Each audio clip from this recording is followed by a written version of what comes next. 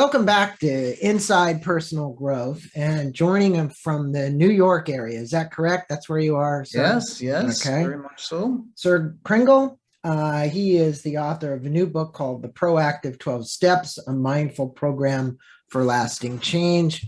And for all of you who want to learn more about Serge, you can go to proactive12steps.com.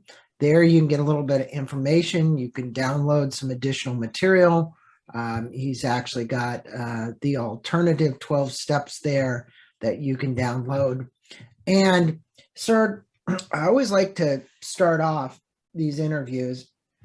Tell our listeners briefly just a little bit about yourself, why you literally have been involved with this 12-step program, your background, your credentials, and so on. Yeah. Thanks, Greg. Well, I'm a therapist, and as a therapist, I usually focus on people, and no two people are alike, and there's no recipe, no steps that everybody follows. Everything is very, very personalized. And at the same time, I've been always very intrigued about how it is that people who are suffering from addiction and are part of 12-step programs manage to recover. And so I've had a long-standing dialogue with the 12 steps to understand them better, to have a dialogue between my way of looking at things in terms of how I deal with my clients, in terms of how I understand change, in terms of how I understand myself, and the 12 steps. Well, you've got this book out that the listeners can get. We'll put a link to Amazon to this book as well. But it's the Proactive 12 Steps. Now, you put in the word proactive, a mindful program for lasting change. And you have a long history in doing workshops, seminars, counseling, anger management, mindset coaching, self-motivation, and more. What is it that you learned from the clients themselves, sharing these what you call rapid results from the counseling that really kind of inspired you to write the Proactive 12 Steps? What I find very moving with clients is when a client gets to the moment of realizing their vulnerability and drops the mask and drops the armor. And at that moment, that's the moment when they're really ready for change. And so in the course of individual therapy, of course, we have all the attention that I or other therapists lavish on the client to make them feel safe and prime them and have that happen. And what I was trying to do in this process is to articulate step by step a process whereby people could progressively get to that place of feeling that sense of calm, safety, where they could tolerate their vulnerability and be able to make the changes they need. Yeah, that, Brene Brown speaks so eloquently around vulnerability, and I recognize that. And that is a unique spot where people do make a big change when they allow that the ego part of them to kind of fade away, and they realize that they can be vulnerable, and where they find in that moment of that vulnerability, it's like a light bulb goes on. In part 1 of your book, you speak about the 12 steps, including the mindful program for lasting change.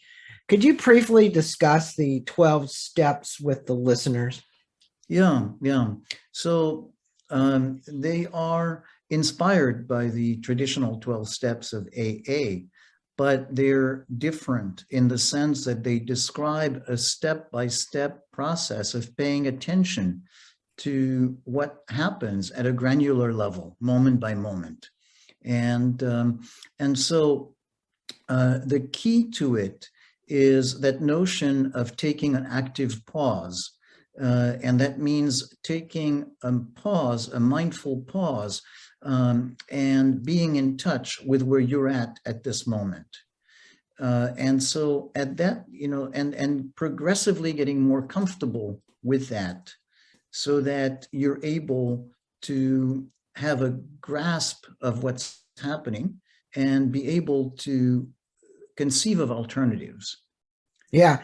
Well, in So, the moment, when you allow people to take that active pause, I used to work with John Selby. I don't know if you know him. He's written about yeah, 26. You know, John? yeah. So he has a concept called breather breaks. And but Hmm. he's very much into mindfulness and meditation, which I think is important. And I think people in AA, many of them are aware of the benefits of that. But the biggest benefit is taking that pause and realizing what's going on in that moment, because that's where, again, the shift occurs for people, the realization occurs, the opportunity to change perspective occurs when you do that. And in your section, I versus we, you state that the proactive 12 steps are written in I instead of we. Uh, can you let our listeners know why you preferred to use the we perspective instead of the I perspective? Well, I have a great respect for the traditional 12 steps using the we perspective. And for a lot of reasons, it makes sense for them to do it. However, my perspective in this process is to put the person front and center. And when you are faced with making decisions about your life, big and small things, moment by moment, it's not we, it's I. What do I do right now, not what other people have done? And so, and it's not we did that in the past, but what do I do right now? And things that in theory seem obvious when you have a distance, when you're in the moment and you're facing actually threats, you're facing vulnerability, it's not so obvious. So this is about strengthening the ability to make moment by moment decisions, which over time leads to growth. People normally in AA, or the reason they end up there, whether it's Alcoholics Anonymous or Narcotics Anonymous or any of them, there's usually psychologists will tell you there's an issue with low self-esteem. Yeah. They don't think very highly of themselves, so they drink their worries away, whatever they might be, or they take drugs to get rid of their worries. What is it about your program, these 12 steps, this proactive 12 steps, that you think can help people more quickly make a realization about changing thoughts about themselves and then the subsequent actions that they take after they think those thoughts about themselves? So somebody who has no self-esteem usually thinks a negative thought about themselves, and the way to drown that out might be to have a drink, right? Because it alters the Well, state of I see consciousness. it. I see it in a slightly different way. Okay. Describing the same thing, maybe in a different way. But the way I see it is that this is a trauma-related issue. And I use trauma in a very broad sense that is not just emergency room type of trauma, but is anything that is too overwhelming to confront at the Mm-hmm. time that you're confronting it. Mm-hmm. So it leaves unfinished business. And what happens when trauma is triggered is that people fall into a rabbit hole, because basically they go back to being with very few resources Mm-hmm. and not the presence of mind to see that there are opportunities to do something different. So the concept of being in trauma is that the first thing you need to do is come back to safety. And from the place of being safe, you have more of your resources online, available to you, and you're Mm-hmm. able to make better choices. Well, it So is, you're say somebody, absolutely right about the trauma part. And I do recognize that there's childhood trauma, or there's trauma somewhere along the way that made such an impact that the hurt and pain was so great that they didn't know how to deal with it. I would agree with it that you write in the book this notion of ecosystem. You state that to break an unbreakable habit, you don't focus doggedly on the habit itself. You change your life so that this bad habit becomes obsolete. Your new life support habit, as you stated, that are good for you. How would you classify these habits, and what do we have to do to change our lives to make bad habits become obsolete? Yeah, no, that's a great question. Um, of course, it's almost a joke to say, okay, so you don't do something, you don't change the habit, instead change your life. And so, wait a minute, how can I do that? But I like the metaphor that I use for step 2 to think about having a big cord that is all tangled up. And the temptation when you have a cord that's tangled up is you're trying to pull, you try to do something quickly to get it done because it's unbearable to have that. But the more you pull, the harder it becomes to disentangle.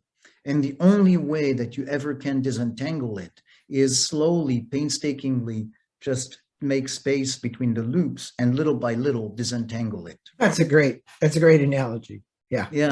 Yeah. Thank you. Yeah. So that's how you build a different ecosystem. So you first disentangle your life, you pay attention, you say, you know what, I'm caught, I keep doing the same thing. And by the way, it need not be addiction in a traditional sense. All of us have habits that, are not, default mode habits, that come from places that are kind of somewhat traumatized and where we fall back on. So it's about deconstructing that little by little, just the same way you disentangle the cord and you get a sense of, oh, I keep doing this because, all of these things are looped together in such a way that it always kind of funnels me there. Got it. Now, in a creative dialogue with your inner critic, you say, where you talk about a ferocious voice that keeps pointing out your shortcomings. That's kind of what we're talking about, and shatters your self-esteem with this harsh put down. Then something goes wrong. What advice can you give our listeners to understand this voice of the inner critic, which we're all dealing with? Yeah, we do. I think what's really helpful is to think that voice essentially has a protective role. It's a misguided protective role, but is essentially the way that you know to react when you're overwhelmed by the situation. And so hearing that voice, it's helpful to think of it as this is the voice of overwhelm, not to take it literally, but to say, okay, so there's something difficult here. If I let the frantic, panicked voice, get to me, then I will get even more panicked and frantic. Okay, so I'm recognizing that there is something happening there, but I'm going to, counterbalance that urgency, that frenzy, that panic, that criticism, that harshness with a reminder that I hold my safety and my well-being by focusing on staying calm. Yeah, So and I think reminder. that's the perspective you take as a mindfulness coach. Obviously, you've had plenty of practice in the Buddhist traditions, or you wouldn't be speaking about mindfulness as a way. And mindfulness today is, I think, just awareness. It's being observer of self. So if you look, I say, hey, if you were to watch yourself all day long from above yourself, or like you were running a camera, would you be happy with the actions that you're taking on a regular basis every day? And, observe them, be an observer of self and determine what you want to do. In your chapter, and I want to get you, because we didn't get there, maybe this is a great spot for that. What are those 12 habits that you speak about? Or what are those 12 steps, I should say, because you didn't enunciate them. And I think the listeners would like to know. So do you want me to read them one by one? Yeah, just let's go through let's go through them. Yes, okay. So we've got them. So step 1, I face reality. I am not able to control what I do, and this has serious consequences. Step 2, I understand that I cannot force change through willpower. I need to disentangle my life patiently. And so obviously that's where that metaphor of the tangled cord comes in. Yeah, that's a good So one. it's also the metaphor for the process, Yeah. that it's very much what we're going to do. And it's also how the attitude itself of patience. Now, what's interesting is that kind of patience is not just patience as a virtue, but neuroscience tells us, the work of Stephen Porges about the polyvagal theory is that you increase mindfulness by engaging in something, by putting your attention, your mindful attention somewhere. Yeah. So once you start engaging, that's where a virtuous cycle starts to happen. Number three. Step 3, moment by moment, I take a mindful pause to deal with my life calmly and effectively. Perfect. And so, of course, that's the DNA of the process, that you engage, you take a pause, but not just a pause by just saying, I stop and then but, a pause that with the intention of finding some degree of calm and effective engagement. 4. Step 4, I examine my life with honesty, searching for patterns in how I have been relating to people and situations. So that's what we're talking about. You cannot make a change until you know what you've been doing. And it's not a question of doing something, I've done something bad, I need to apologize, this, but I want to really understand. And so looking for patterns, not just looking for isolated incidents.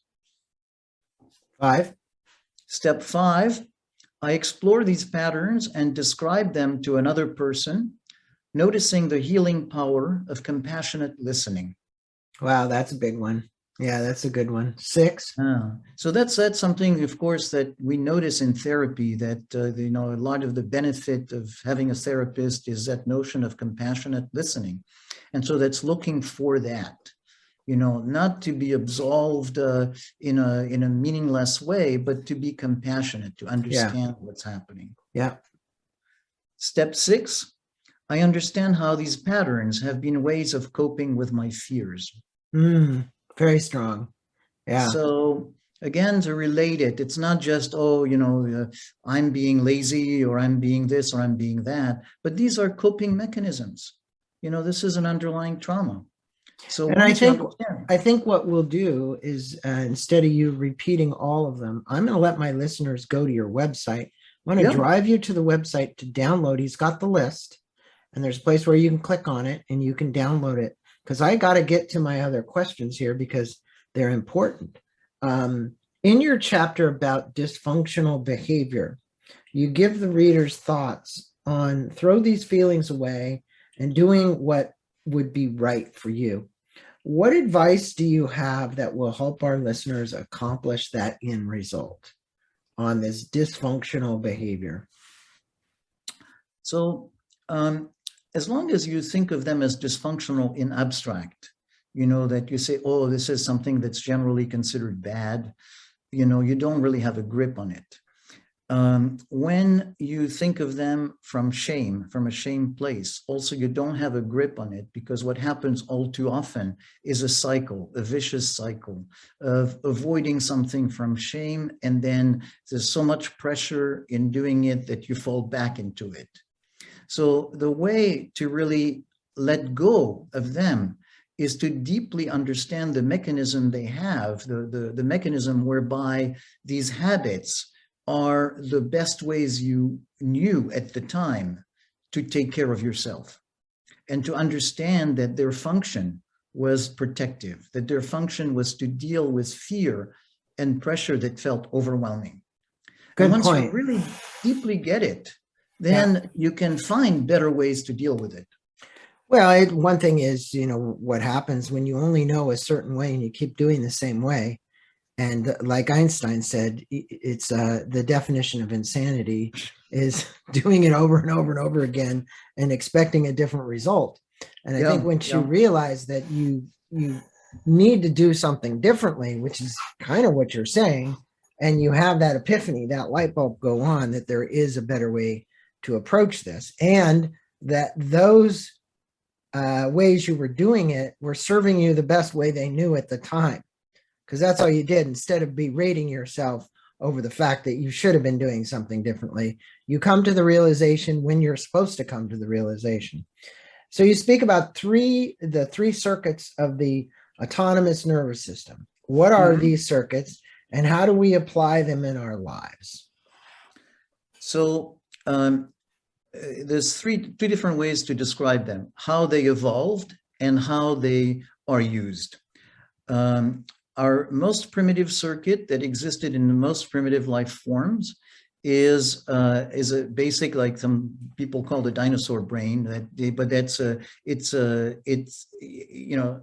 a circuit that is essentially stop and go. Then you have something that's more sophisticated. That's the That amygdala. no, I mean, this is the parasympathetic nervous system. Okay, parasympathetic. Okay, and then what's the second Then one? you have the sympathetic nervous system, Got it. and the sympathetic nervous system, fight or flight. So basically, what it does is, instead of switch on and off, sympathetic nervous system gives you tons of energy, because this is like the situation is desperate, you need to survive, and you're going to give your all in order to survive. And the most evolved circuit is the ventral vagal circuit, which is the mindful engagement system. So that's a system that evolved for us to really fine-tune our relationship with other human beings. Mm-hmm. And it's a very, very sophisticated system. And at the same time as it's a system to fine-tune relationship, it's also the system for mindfulness, for conscious engagement, for big bandwidths. And do you cultivate that third system more by practicing mindfulness, by practicing meditation, by being aware? But that's how that system evolves, correct? Yeah, but that's not enough, Okay. because you could be practicing mindfulness a lot, but basically, when you're caught, if you don't understand the mechanism of the nervous system and how they function, you get caught just the same. So what's interesting is that we use them exactly in the reverse order that they evolved. So we first try to confront situations with the mindful engagement system. When it does not work, essentially there's a switch, and it goes from mindful engagement to sympathetic. So essentially, to make it less, abstract, you're polite, and then the person in front of you is exasperating, and so you get kind of angry. Okay, that's the jump to the sympathetic, because at that moment, when the mindful system does not work, the nervous system is primed to then escalate to the one that has more brute force. So Got you it. go into your sympathetic system, which is fight or flight. Mm, And when that does not work, then it's a switch, and you get into the collapse.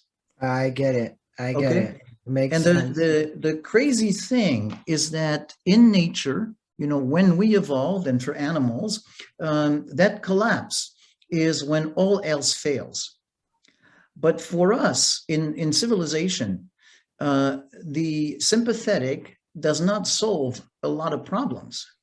And so when the sympathetic does not work, we basically collapse, because that's how our nervous system is designed. And so we get the message that nothing is working and it's a desperate situation. It's not actually a disparate situation. It's just that the way we evolved and the way our nervous system is geared, we misperceive the situation simply because the sympathetic is not able to handle it. It feels like it's desperate. Right. Okay. And that's where people cycle into trauma and addiction. That's where they give up. And they give up, or they go back and forth between the collapse, and then get yourself to activation and to sympathetic and extreme, not energy that does not work. Because it does not work, it makes you fall back into the collapse. You pull yourself out, and so basically you're trapped in a cycling. between the two. But that's a very important thing for my listeners to understand how it really works, because I don't really believe that a lot of them understand that that's exactly the way it works in reverse. And I think that that was an important point that you make. And, you know, the essentials of the 12-step approach is to take your focus away from a specific problem that seems unimaginable or unmanageable, I should say, and shift your focus to another dimension. And you say this powerful shift is like the jump into hyperspace in science fiction movies. So it's like, right? Right. What advice can you give the listeners about shifting your focus to change your sense of, and here's the important point, who they are? Because what they perceive of as who they are and who they really are two different things. Yeah, yeah. So, you know, obviously nobody can change by simply concentrating and saying, oh, I'm going to imagine myself different and immediately change. But that imagination that it could be different is something that can fuel you, give you the energy to change some of the circumstances around yourself. Right. And then notice that under these different circumstances, you start behaving differently from what you used to do. And changing circumstances can also simply include people who are people who have your back, people who are going to help you, encourage you. So it's not just external situations in terms of living somewhere else or having a different work, but it's essentially something about reconstructing that different ecosystem that I'm talking about. And it takes some degree of imagination to say, you know, other people have done it, and I owe it to myself to start changing some of the things in the mix that I have in order to give myself a better chance to live better. Very great advice. Now, you know, in how to share this process with a friend or a group, you speak about creating sessions with friends to help each other and recommend a structure on how to do it. Okay, so like the AA 12-step program, not your particular 12-step program, you know, most people they've got to go to a specific place on Tuesday night or meet up online now, which I'm sure that's what they're doing because of COVID and Omicron. Speak with the listeners about the structure that you encourage them to develop. Yeah. So first, if they are in a 12-step program, I certainly encourage them to keep going there. But in addition, to do what I suggest, and if they're not, to do this. And what I suggest is with one partner or with a small group together. And unlike a 12-step program gathering where you have a lot of strangers or potentially a lot of strangers or some strangers, this is a group that should be safe of people you know, where it is possible to actually open up more than you would in a traditional 12-step group. So instead of doing what you have to do in a 12-step group, which is the no crosstalk, no, you know, this is something where the emphasis is on active listening in order to help people feel really heard. And I describe how to do that, and it's very simple, but just something that gives you the experience of being deeply heard so that it's part of the healing. Well, and they can go to your website, which I'm going to give them, which is proactive12steps.com, proactive 12 steps, and they can download your free information on all this. It's all right there. So proactive12steps.com, and we'll put a link to that up on our website. And you start with step 1, and then on the list of the alternative 12 steps. So you've got that listed there as well. So if you were going to leave our listeners with 3 key takeaways from the book and our conversation today, what would they be and how would they apply them to their lives? Whether they need this for the fact that they have an addiction. You said everybody has some kind of addiction. I would agree with that. We probably all do.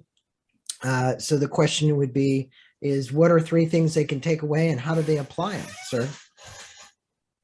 So if they just had one thing to take away, it would be a sense of hope that what is happening, what feels daunting, what feels impossible to get out of, is actually something that can be untangled the same way as a fully untangled cord. You know, it can be disentangled.